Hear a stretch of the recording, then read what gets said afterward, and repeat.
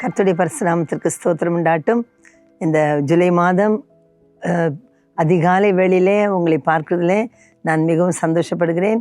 கர்த்தர் ஒரு மாதம் முழுவதும் நாம் கர்த்தரை ஆராதிக்க, துதிக்க, ஸ்தோத்திரம் பண்ண, நமக்கு ஜூன் மாதம் முழுவதும் கர்த்தர் நம்மோடு கூட இருந்து நம்முடைய துதி ஆராதனைகளை கர்த்தர் கேட்டார். நாம் எதற்காகலாம் துதிக்க வேண்டும் என்று சொல்லி நாம் பல காரியங்களை நாம் கவனித்தறிந்தோம். இந்த நாளிலுமாய் கூட இப்பொழுது நம் கர்த்தருடைய வருகையின் நாட்கள் மிகவும் சமீபமாக இருக்கிறது.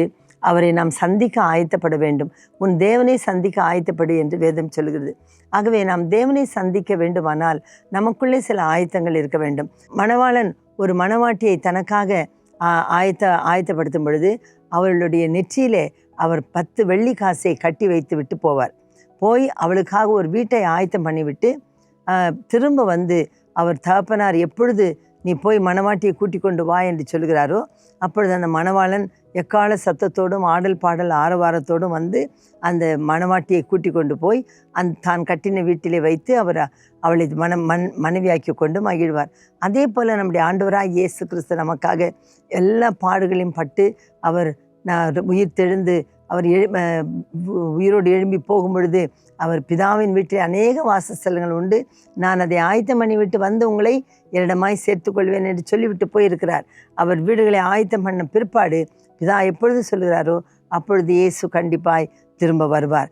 அவர் வரும் பொழுது அவர் எப்படி ஆயத்தம் செய்துவிட்டு எல்லாவற்றையும் ஒழுங்கும் கிரமமாய் செய்கிறாரோ அதுபோல் நாமும் ஒழுங்கும் கிரமத்தோடு இருக்க வேண்டும். அவர் அந்த மணவாளன் கட்டி வைத்து போன அந்த 10 வெள்ளி காசை அவள் பத்திரமாய் காத்து கொள்ள வேண்டும். அதே போல் நாமும் கூட சில வெள்ளி காசுகளை கர்த்தருக்காக நாம் காத்து கொள்ள வேண்டியது அவசியமாக இருக்கிறது. அதில் சில நல்ல குணங்களை நாம் என்னெல்லாம் செய்ய வேண்டும், எப்படி நம்மை ஆயத்தப்படுத்த வேண்டும் என்பதை குறித்து இந்த நாட்களிலே இந்த ஜூலை மாதம் முழுவதும் நாம் பார்த்து கொள்வது நமக்கு பிரயோஜனமாக இருக்கும். ஆமேன்.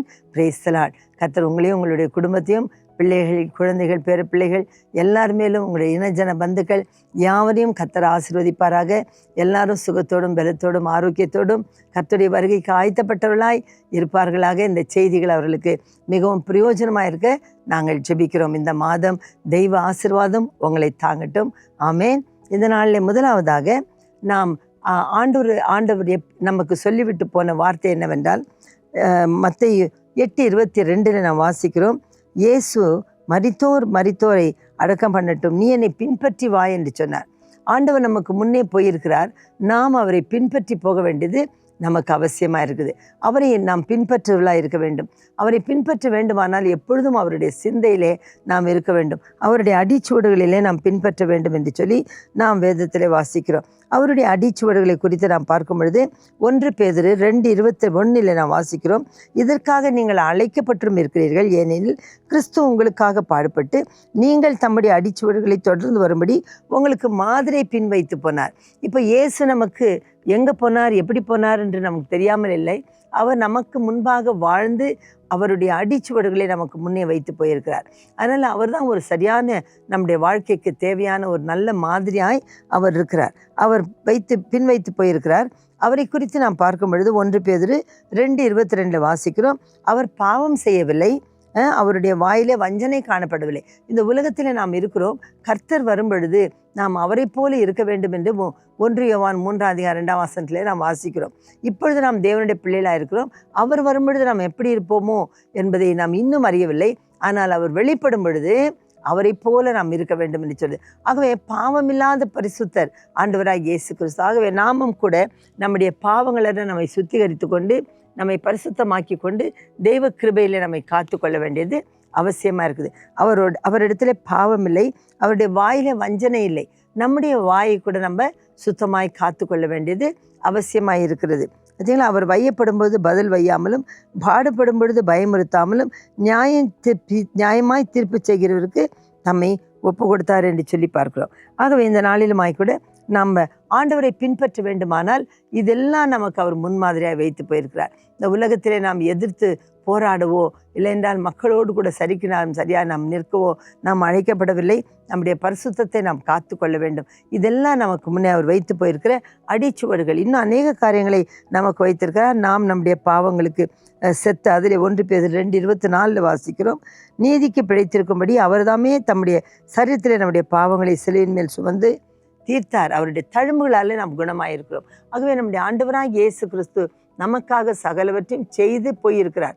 அவரை பார்த்து பார்த்து அவரை நாம் பின்பற்ற வேண்டியது அவசியமா. முதலாவது, ஒரு கர்த்தருடைய பிள்ளையானவன் எல்லாவற்றையும் விட்டு அவரை பின்பற்ற வேண்டும். அப்போஸ்தலர்கள் அதை தான் செய்தார்கள். இப்பொழுது ஆண்டவராகிய இயேசு கிறிஸ்து போன பிற்பாடு அப்போஸ்தலர்கள் வாழ்க்கை வரலாறுகள் நமக்கு முன்னே இருக்கிறது, படமாய் இருக்கிறது. அதை நாம் பார்த்து அதில் நாம் பல காரியங்களை நாம் கற்றுக்கொள்ள வேண்டும். Price the Lord. ஆகவே இன்னும் ஆண்டவர் சொல்கிறார், மத்தேயு 16:24 பார்க்கும் பொழுது, அப்பொழுது இயேசு தம்முடைய சீஷர்களை நோக்கி, ஒருவன் என்னை பின்பற்றி வர விரும்பினால் அவன் தன்னைத்தான் வெறுத்து தன் சிலுவை எடுத்துக்கொண்டு என்னை பின்பற்ற கடவன் என்று சொல்கிறார். ஆகவே இந்த உலகத்திலே நமக்கு உபத்திரவங்களும் பாடுகள் இருந்தாலும் கூட அவைகள் மத்தியிலே நாம் கர்த்தரை பின்பற்ற வேண்டியது அவசியமாக இருக்குது. தன் சிலுவை எடுத்துக்கொண்டு என்னை பின்பற்ற கடவன். ஆகவே நாம் பின்பற்றும் பொழுது எல்லாம் சுகமாக இருக்கும் என்று நாம் நினைக்க முடியாது. அப்போஸ்தலர்கள் வாழ்க்கையில் பார்க்கும்பொழுது எத்தனையோ உபத்திரவங்கள், பாடுகள், நிந்தைகள் எல்லாம் இருந்தது. அவைகளுக்கு மத்தியிலே அவர்கள் கர்த்தரை பின்பற்றினார்கள். அதுபோல நாமும் கூட என்ன செய்ய வேண்டியதாக இருக்குது, நாம் கர்த்தரை பின்பற்ற வேண்டியது அவசியமாக இருக்கிறது. மார்க் 10:21 வாசிக்கிறோம். ஒரு ஐஸ்வர்யமான ஒரு வாலிபன் அவன் கர்த்தரை பின்பற்ற விரும்புகிறான். அப்பொழுது ஆண்டவர் அவனுக்கு ஆலோசனை சொல்லுகிறார், நீ கற்பனைகளை கைக்கொள், தேவனிடத்தில் அன்பு கூறு என்று சொல்லி அவன் சொல்லுகிறான், நான் இவர்கள் எல்லாவற்றையும் என் சிறு வயது முதல் கொண்டே நான் கை கொண்டு வருகிறேன் என்று சொல்கிறான். அப்பொழுது ஆண்டவர் அவனை பார்த்து அவனிடத்தில் அன்பு கூர்ந்து அவன் கற்பனைகளை கை கொண்டேன் என்று சொல்லுகிறபடினால் அவனிடத்தில் அன்பு கூர்ந்து, உன்னிடத்தில் இன்னும் ஒரு குறை உண்டு, நீ போய் உனக்கு உண்டான எல்லாவற்றையும் விற்று தரித்திரருக்கு கொடு, அப்பொழுது பரலோகத்தில் உனக்கு பொக்கிஷம் உண்டாயிருக்கும், பின்பு சிலுவை எடுத்துக்கொண்டேனை பின்பற்றி வா என்று சொல்கிறார். பார்த்தீங்களா, இன்னும் நாம் ஆண்டவருக்கு காத்திருக்க வேண்டுமானால், நாம் இன்னும் கர்த்தரை பின்பற்ற வேண்டுமானால் இன்னும் என்ன செய்ய வேண்டும், பாரமான எல்லாவற்றையும் தள்ளிவிட்டு விசுவாசத்தை தோங்குற முடிக்கிறோமாகி அவரை நோக்கி ஓடக்கடுவோம் என்று நாம் எபிரேயர் 12:1 வாசிக்கிறோம். அதுபோல நமக்கு பாரமானவைகள், இவ்வுலகத்து செல்வங்கள், இவைகள் எல்லாவற்றையும் நாம் சுமந்து கொண்டு அது பாரப்படாதபடிக்கு அவைகளை நம்ம என்ன செய்ய வேண்டியதாக இருக்குதான், தரித்திரர்களுக்கு கொடுங்கள். அழிந்து போகிற இந்த சொத்துக்களாலே அழியாத ஆத்துமாக்களை நாம் சம்பாதிக்க வேண்டியது அவசியம். கர்த்தர் சீக்கிரமாய் வரப்போகிறார். ஆகவே அழிந்து போகிற சொத்துக்களோ அழிந்து போகிற செல்வங்களோ நமக்கு பிரயோஜனமற்றவைகளாக இருக்கிறது. நாம் உலகத்தில் எவ்வளோ டிசாஸ்டர்ஸை பார்க்குறோம், எவ்வளோ அழிவுகள் நேரிடுகிறது. அப்போல்லாம் மக்கள் சேர்த்து வைத்த செல்வங்களோ அவர்களுடைய வீடு வாசல்களோ அவர்களுக்கு பிரயோஜனமற்றவர்களாய் காணப்படுது. ஆகவே இந்த நாட்களில் அந்த செல்வங்களை வைத்து நாம் என்ன செய்ய வேண்டியதாகுது, ஏழை எளியவர்கள், விதவைகள், திக்கற்றவர்கள், அனாதைகள், இவர்களுக்கு நாம் செய்கிற உதவிகளை கர்த்தர் நமக்கு ஆசீர்வாதமாய் நினைக்கிறார். Price the Lord. ஆகவே ஆண்டவர் அதை தான் சொல்கிறார், தரித்திரர்களுக்கு கொடு என்று சொல்லுகிறார். ஆகவே நம் மத்தியில் தரித்திரர்கள் எப்பொழுதும் இருக்கிறார்கள். ஆகவே தரித்திரர்களுக்கும் கொடுக்க வேண்டும். கர்த்தருடைய ராஜ்யத்தையும் நாம் கட்ட வேண்டும். இந்த கர்த்தருடைய ராஜ்யத்தை கட்டி ராஜ்யத்துக்குள்ளே ஆத்துமாக்களை கொண்டு வர நாம் செய்ய வேண்டிய காரியங்களிலே நாம் கவனமாக இருக்கும் பொழுது கர்த்தர் அதிலே பிரியப்படுகிறார். அது மட்டும் இல்லாதபடிக்கு பேதுரை பார்த்து ஆண்டவர் சொல்கிறார், இந்த யோவான் 21:19-22 2 இடத்துல ஆண்டவர் சொல்கிறார், நீ என்னை பின்பற்றி வா, நீ என்னை பின்பற்றி வா என்று. ஏனென்றால் பேதுரு அவரை மறுதலித்து அவர் மீன் பிடிக்கப் போகிறேன் என்று சொல்கிறார். அப்பொழுது ஆண்டவர் என்ன செய்கிறார், 21 போஜனத்தை கொடுத்து போஜனம் பண்ணின பின்பு அவர்களை பேதுருவை கூப்பிட்டு ஆண்டவர் சொல்கிறார், நீ என்னை பின்பற்றி வா, மரணத்தினாலே தேவனை மகிமைப்படுத்த போகிறான் என்று குறிக்கும்படியாக எப்படி சொன்னார். அவர் இதை சொன்ன பின்பு அவனை நோக்கி என்னை பின்பற்றி வா என்று சொன்னார். ஆண்டவர் இப்போ பரலோகத்துக்கு எடுத்துக்கொள்ளப்பட போகிறார்.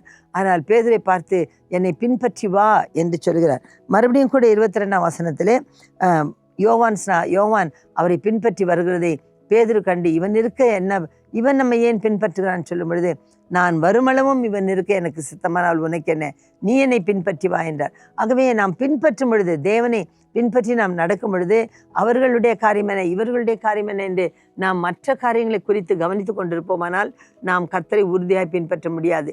அவருடைய அடிச்சுவடுகளையும் நாம் விட்டு விடுவோம். ஆகவே இந்த நாட்டிலே தயவு செய்து உன்னிப்பாய் கர்த்தரை கவனித்து அவருடைய அடிச்சுவடுகளை நாம் நடந்து அவரை நாம் பின்பற்ற வேண்டியது அவசியம். வலது இடது புறம் நாம் சாயாதபடிக்கு நேர் வழியாய் நடந்து, அந்த பெத்சிமேஷின் பசுக்கள் எப்படி கூப்பிட்டு கொண்டு நேர்வழியாய் போனதோ அது போல உடன்படிக்கை பெட்டியை சுமந்து கொண்டு அந்த பசுக்கள் போனது என்று சொல்லி நாம் வேதத்தில் வாசிக்கிறோம். தாவீதினுடைய காலத்தில் அதே போல நாமும் கூட இந்த நாட்டில் உடன்படிக்கை பெட்டியாகிய இயேசுவை சுமந்து கொண்டிருக்கிறோம். நாம் நேர் வழியாய் அவருடைய அடிச்சுவடுகளிலே அவரை போலவே நாம் மாறி அவரை நாம் பின்பற்றுவோமானால் நாம் அவருடைய ராஜ்யத்தின் பிள்ளைகளாய் மாறுவோம். இதுதான் நம்முடைய ஆயத்தத்திலே நாம் முதலாவது பார்க்கிறது, எல்லாவற்றையும் விட்டு கர்த்தரை பின்பற்ற நாம் இந்த நாட்டில் ஒரு தீர்மானத்தை செய்வோம். உள்ளத்தில் ஒரு நிரந்தரமான ஒரு தீர்மானத்தை செய்து அவரை பின்பற்றுவோமானால் கர்த்தருடைய அடிச்சுவடுகள் நமக்கு முன்னே இருக்கிறது. இவைகளில் நீங்கள் நடக்கும்படி இந்த நாளிலே நாம் தீர்மானம் செய்வோம். கர்த்தர் நம்ம எல்லாரையும் ஆசீர்வதிப்பாராக. ஆமேன். பிதாவே, நாங்கள் நன்றியோடு ஸ்துதிக்கிறேன். இந்த வெளியிலே மக்கள் கர்த்தாவே இந்த ஜூலை மாதத்திலே நாங்கள் கர்த்தரை பின்பற்றுவோம் என்று சொல்லி அவர்கள் தைரியமாய் கர்த்தாவே ஒரு தீர்மானத்தை எடுக்கவும், தங்களுக்கு முன்னே இருக்கிற உம்முடைய அடிச்சுவடுகளை அவர்கள் பின்பற்றி வரவும் கர்த்தர் நீர் கிருபை தருவதற்காக ஜெபிக்கிறோம். எங்கள் உள்ளத்திலே ஒரு எண்ணம் இருக்க வேண்டும். எங்கள் தடைகளை நீக்கி போடுகிற ராஜா எங்களுக்கு முன்னே போயிருக்கிறார், அவருடைய அடிச்சுவடுகளிலே நான் நடந்து அவரை போய் நான் சேர வேண்டும், அவர் காட்டின வழியிலே நடக்க வேண்டும் என்று நாங்கள் தீர்மானத்தோடு நடக்க எங்களுக்கு உதவி செய்யும். தாழ்த்துகிறோம், ஒப்படைக்கிறோம். இயேசுவின் நாமத்தில் இந்த மக்கள் யாவர் மேலும் உம்முடைய ஆசீர்வாதத்தை கூறி ஜெபிக்கிறேன் பரலோக பிதாவே. ஆமென். கர்த்தர் உங்களை எல்லாரையும் ஆசீர்வதிப்பாராக. கர்த்தருடைய அடிச்சுவடுகளிலே நாம் நடக்க தீர்மானம் செய்வோம். பரிசுத்த ஆவியானவர் நம்மை கண்டிப்பாய் அவ்வழியிலே நடத்துவாராக. ஆமென்.